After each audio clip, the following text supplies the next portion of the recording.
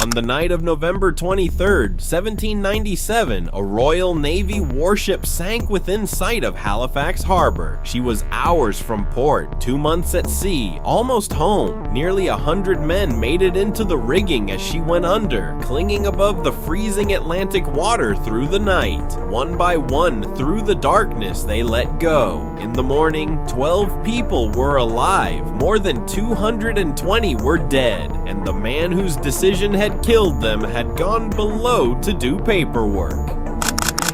This story begins not in England, but in France. In 1793, a 36-gun frigate was launched at Rochefort during the French Revolution. She was called the Charente Inférieure. The French renamed her La Tribune the following year, and she went to sea under the Republican flag. She didn't stay French for long. On June 8, 1796, off the south coast of Ireland, La Tribune was chased down and captured by the British frigate HMS Unicorn after a running battle. Her captain won a knighthood for it. La Tribune was brought into Portsmouth, repaired, rearmed, and given a new name, HMS Tribune. She was given to a captain named Scory Barker. Experienced, 4-year seniority, the kind of officer the Navy trusted with serious work.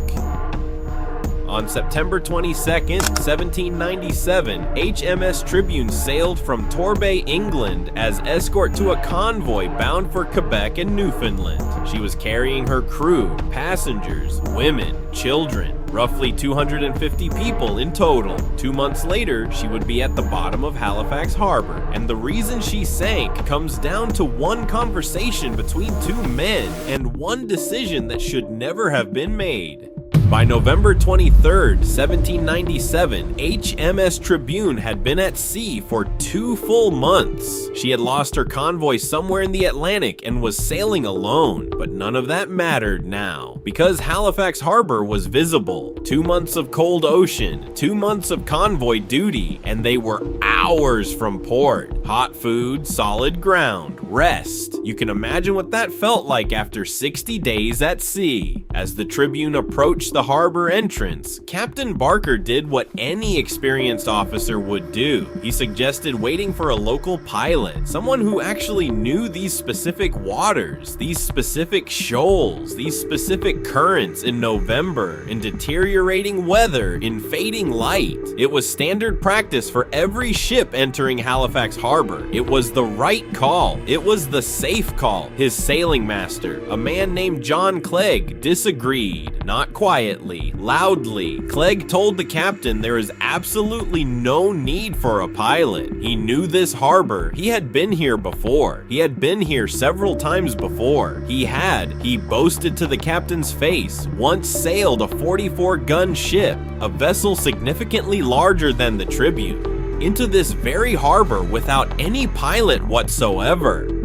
Furthermore, the wind was in their favor right now. If they waited for a pilot, they might lose that wind. Why wait? Why waste the time? Clegg was confident. Completely, totally, fatally confident. Captain Barker looked at his master. He considered it, and then he accepted the argument. He turned around, went below decks, and sat down at his desk to do paperwork. He left John Clegg in charge of navigating HMS Tribune through the entrance to Halifax Harbor. One man's overconfidence, one captain's misplaced trust. That single conversation on that deck in those final hours before port would send more than 200 men, women, and children into the freezing Atlantic before the night was over. As HMS Tribune moved into the harbor approach, Clegg began to have doubts. He called for a master's mate named Galvin, who was sick below, to come up and give a second opinion. Galvin hauled himself out of his sickbed and came on deck. Almost the moment he arrived, the leadsman at the bow called out the depth reading. 5 fathoms. Shallow. Very shallow for a ship this size. Before anyone could react, HMS Tribune struck the Thrum Cap Shoals off McNabb's Island. Captain Barker came bursting onto the deck. He looked at his master and said, "You have lost the ship." Distress signals went up immediately. Military boats came out from shore. Help was coming. And then Captain Barker made his second catastrophic decision. He refused to let anyone abandon ship. He believed he could save her. For hours, crews worked to lighten the Tribune, throwing guns overboard, anything heavy they could move. By 9 that evening, they had done it. The Tribune lifted off the shoals, but the shoal had already destroyed her rudder. She came off the rocks with 7 feet of water in her hold and no way to steer. A violent gale blew in from the southeast, and a rudderless, flooding warship with 250 people on board began drifting in the dark toward the rocks of Herring Cove. At 10:30 that night, HMS Tribune lurched twice and sank. Every single person on board was thrown into the freezing Atlantic in the darkness. In the middle of a storm, nearly 100 of them managed to climb into the rigging. The masts were still above water. They clung there through the night in the freezing darkness, one by one, dropping into the sea as the cold and the storm took them.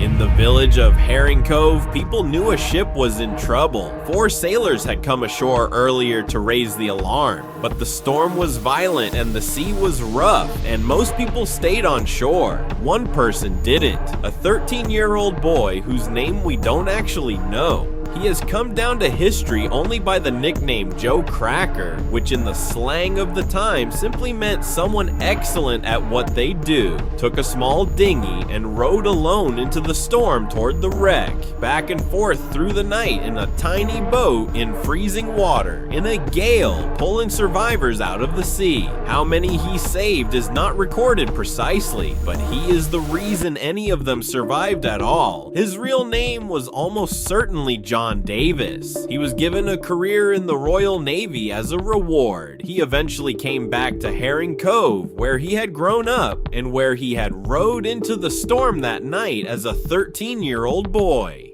In the morning, 12 people were alive. More than 220 were dead.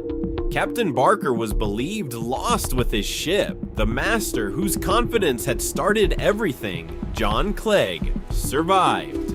A mass grave in Herring Cove holds the victims of HMS Tribune.